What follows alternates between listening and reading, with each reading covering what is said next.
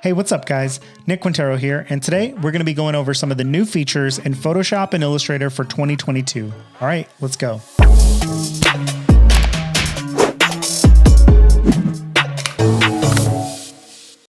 All right, so a lot of you know that the new releases for 2022, Adobe Photoshop and Illustrator just came out earlier this week, and they introduced a couple of new features. Now, I haven't really fully taken a deep dive into all of these things, but I did take a glance at how some of the new things work. So I just wanted to go over them a little bit and give my opinion on how I think they work and how I think they might be useful. All right, so the first new big thing in Photoshop is the object selection tool. You can find it over here in your toolbar under your regular selection tools and magic wand, but just select the object selection tool. It has two options. You can choose rectangle or lasso, and this is how you can draw around objects in an image to select them.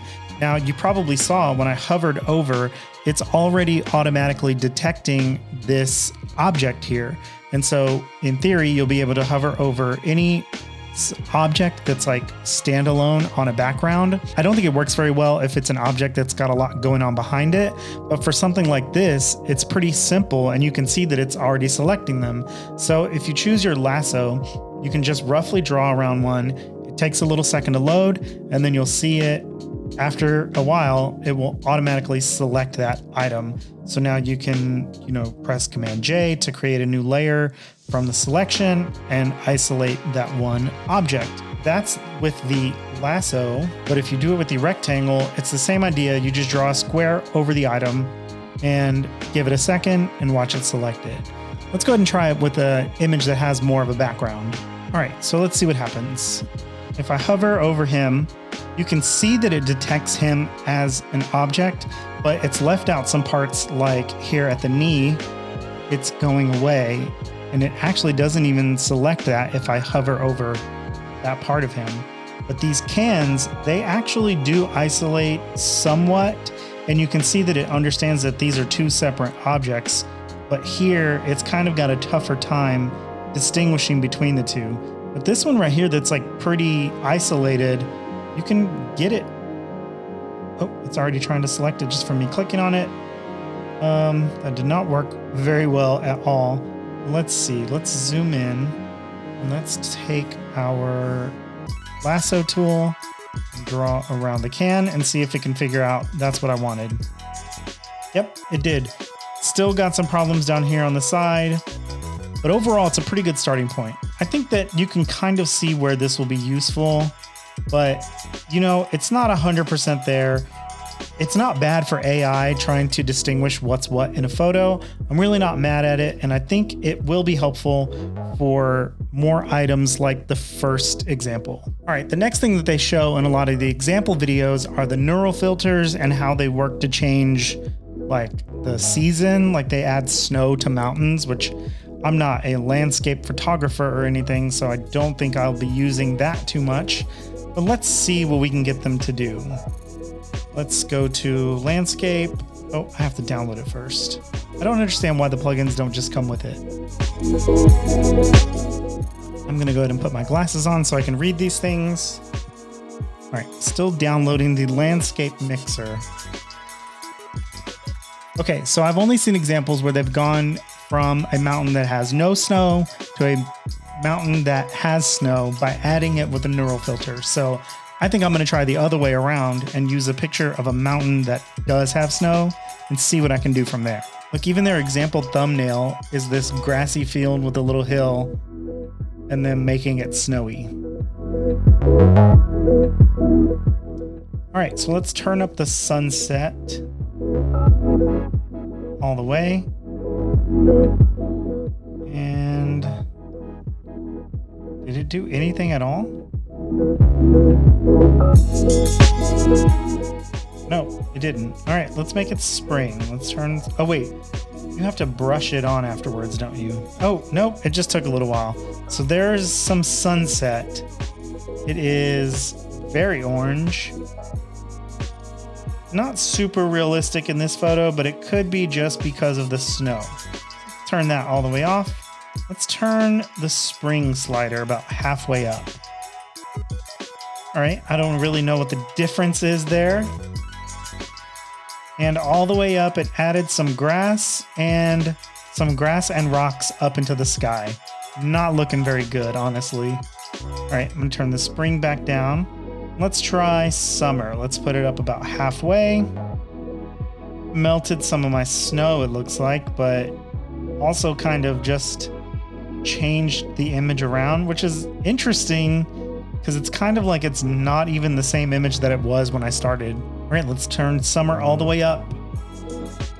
Okay, so it melted some snow. It put like a grassy field up in the sky again, and it didn't put grass on the mountain this time, but it melted a lot of the snow off. That is really interesting. All right, what is autumn gonna do? I added some brown trees and some more landscape up in the sky. The sky thing is really weird to me. Okay, a lot of brown trees for autumn. All right, let's see what happens if we turn winter all the way up. Okay, it made it very blue, added a little bit more snow, and still put some landscape up in the sky. And all the way, it just made it more blue. All right, let's see what happens if we check preserve subject. Let's turn that spring halfway up again. It says we've temporarily disabled this filter because of an error. Okay, so I'm guessing the preserve subject thing did not work. Yeah, that is pretty strange. I don't I don't see anything useful about this at all. I don't know, maybe it's just me and what I do particularly, but I really don't see a use for this. And I guess it's just in my personal workflow. All right, so the last thing I'm going to show you in Photoshop is a new feature that they have for importing Illustrator files into Photoshop. So I'm going to take this astronaut illustration that I have, take it into Photoshop, click Command V for paste, and select layers. So if you click this, you can see that it'll give you some information, tell you that it preserves Illustrator attributes, layer structure, and relative positioning. So if you click OK, it might take a little while, and it'll tell me that it's going to be rasterized. Click continue. And now if you open up this little folder over here, you can see that it's converted most of my vector paths from Illustrator into individual paths here in Photoshop. Now this is a particularly detailed drawing that I did. Okay, so there's actually two folders because I have two layers. So I had one layer in Illustrator called outline and one where I had everything else. And so you can see that it pasted them in completely all expanded. So everything in here is its own path, its own shape layer. So all of my line art details and things can be edited individually in here. Now, I think this is pretty cool. I've definitely needed this in the past. I don't really know exactly how I would use it in my workflow, but I'm pretty excited to be able to do that whenever I'm choosing to copy and paste things from Illustrator into Photoshop. All right, let's move on to Illustrator and see what their new features are. All right, so one of the most talked about features in Illustrator is their new 3D layer effects. So your 3D Classic here will show you what it used to look like, which was just the extrude and bevel, revolve and rotate options. But now if you use the newer extrude and bevel option, you'll see a lot of stuff going on in here. So mine takes a little second to load up. Even though I am running an M1 chip on a Mac Mini from this year, so I think it's kind of strange that it's actually pretty slow. It just goes to show like how much this isn't like really necessarily very easy on your computer. All right, so if you use any 3D programs at all, you'll recognize the way that some of these rotate options work. So basically you can click on the ring on the outside to rotate your artwork. See, this is already pissing me off. I don't understand why things have to go so slow. So you can rotate on your y-axis, I cannot talk today. And you can, this is super frustrating. Like, I'm doing this in real time and I'm not trying to show, you know, that this stuff is really great or anything. Like if you watch the Adobe videos, they talk about how awesome it is that you can do this and do that, but let's be realistic about it. I mean, there's only so much you can do trying to run 3D in a program that is not built or made for 3D. So obviously we had some problems trying to make shadows and things. It's doing it again. I don't understand this.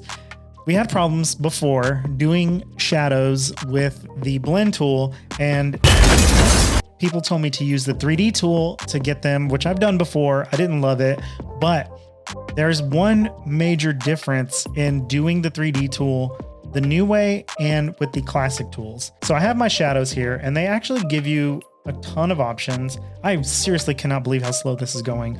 I mean, it might have something to do with my screen recording software, because I did test this out a little bit last night and it was not that bad, but it was not this bad either. So let me just go ahead and show you what I don't like about it. When you expand the appearance, it actually still keeps this look here. And I don't know what this big X is for. And so if I try to expand one more time and do the fill and the stroke, you'll see that I still can't edit these things. And if you ungroup them, it just leaves you with these really disjointed pieces of things that I don't understand. Let me show you what it used to do in the way that people were telling me to do my 3D shadows with the 3D classic options. So I'm going to click that. I'm going to go to my 3D classic and select that. I'm going to go ahead and rotate this how I would have done it before. I'm going to click OK. And when I click Object Expand Appearance, you'll see that I don't get anything disjointed. I can actually select this top layer and you can see that it's its own object, which is really helpful, because then you can select these. And even though they're slightly like different shades of the same color, you can actually just take that and merge it together, and you have a separate background and foreground. Now, to me, this is like way better for the way that I work.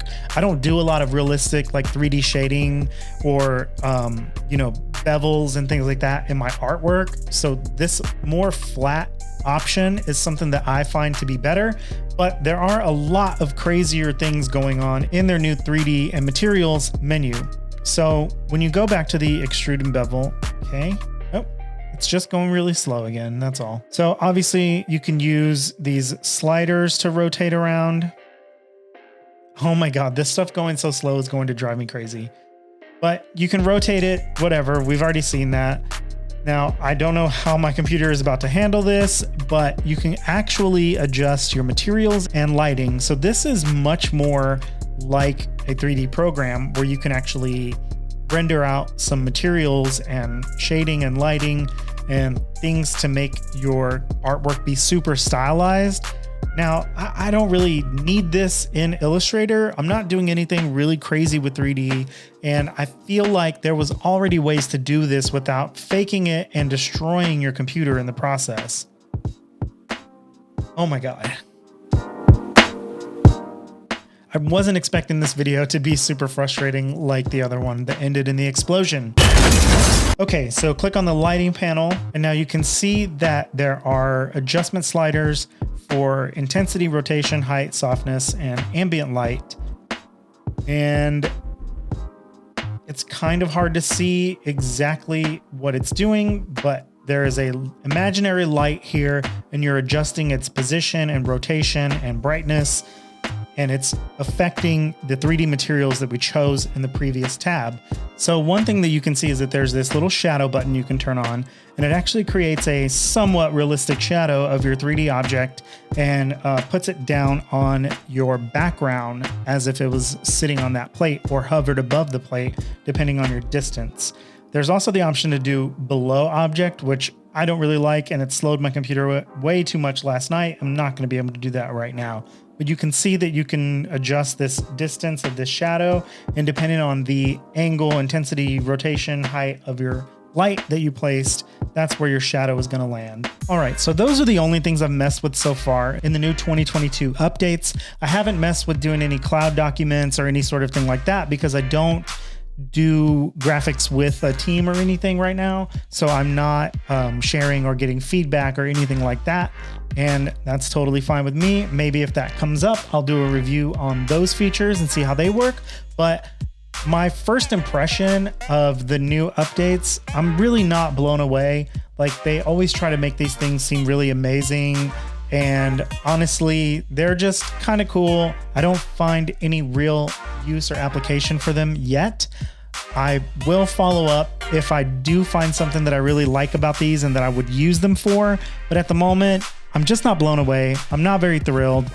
It's kind of cool. I appreciate that they're trying new things, but you know, maybe it's just not for me. Let me know what you guys think in the comments below. If these features are something that you feel like you're going to use, or you've been waiting for and you're excited, or it's just not really what you need. All right, I appreciate you guys checking out this video. If this is your first time seeing one of my videos, I usually do tutorials for graphic design in Illustrator and Photoshop, and not really reviews like this, but it kind of just came up and I felt like I wanted to give my take on it. If you want to see more videos about Adobe Photoshop and Illustrator, or you just want to see some cool design tips and tricks, please feel free to hit that subscribe button, and also like this video so that way other people can see it. If you're getting value out of this, consider hitting that little bell so that way you can be notified every time I release new videos like this. All right, guys, I really appreciate you checking it out, and like always, we'll catch you on the next one. Later.